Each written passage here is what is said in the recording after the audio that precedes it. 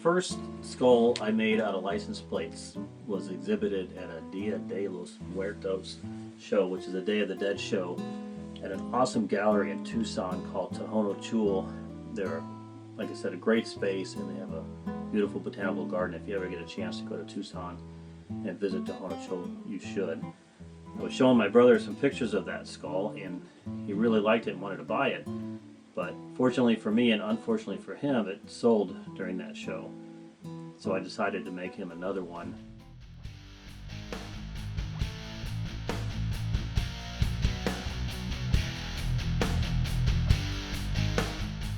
For this one I decided to use the reverse side of the license plates. And I decided to record this project after I had cut the license plates out. So I'll have to show you how I use templates to help with the design a little bit later in this video for some other aspects of it. For the background on this skull, I used a pre-painted aluminum sheet. I like to find materials that are used and might otherwise be discarded, but in this case I really wanted to get something that would pop, so I went with a new piece of aluminum.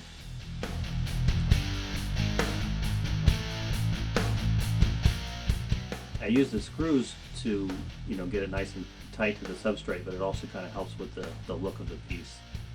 And I like how it kind of gives it kind of an industrial feeling.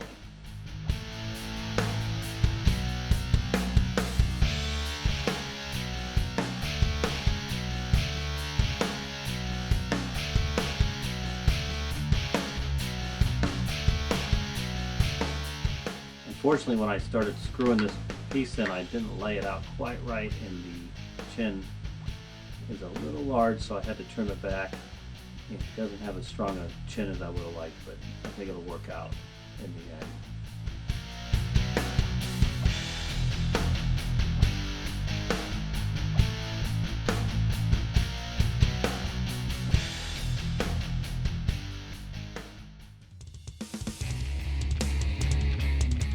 For the teeth, this is a good example of how I use a template. I slid a piece of paper in behind the license plates and drew the design on there. This is a set of shears I bought, and it's really great for cutting up straight lines on license plates. It's a little bit limiting because it only cuts about 7 inches at a time, but for this application it's great. And you'll see I'm making 2 passes with most of these cuts because I want to make sure I have a gap between the teeth so the black background will show through.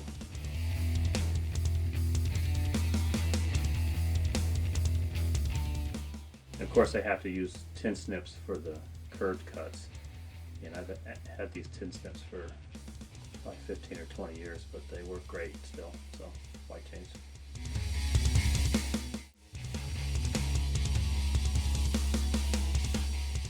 I'm just placing the teeth in position now, making sure that they're going to work out okay.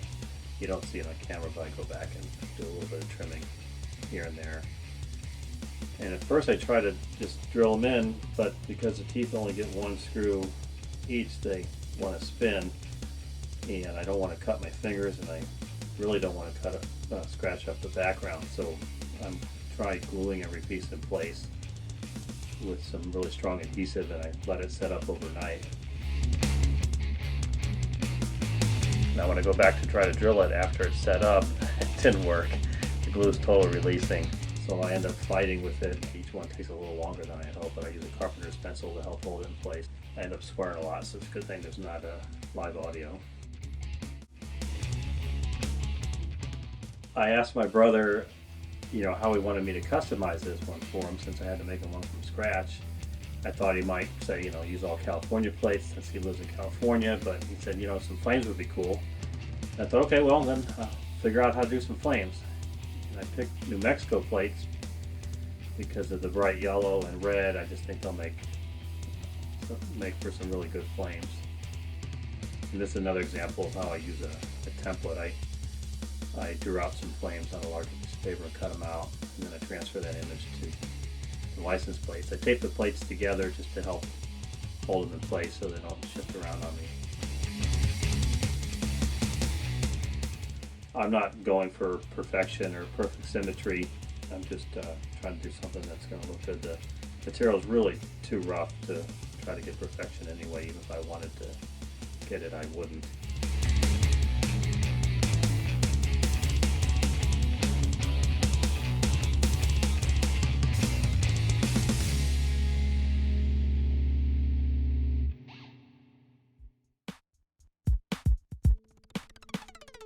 When I can, I flip the plates over and draw it on the back of the plate, and that way I don't have to worry about making sure I cut out the line I made with the ink so it doesn't show on the final product. Here I am just placing the flames on the background, making sure they line up the way I want them, and screwing them into place.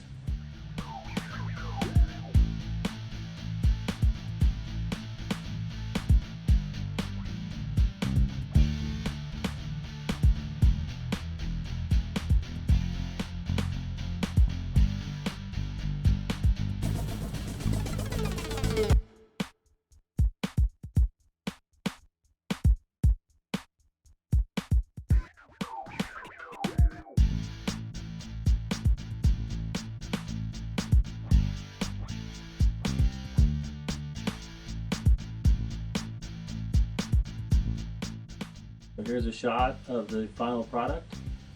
Thanks for watching, and if you've got any comments or questions, just let me know.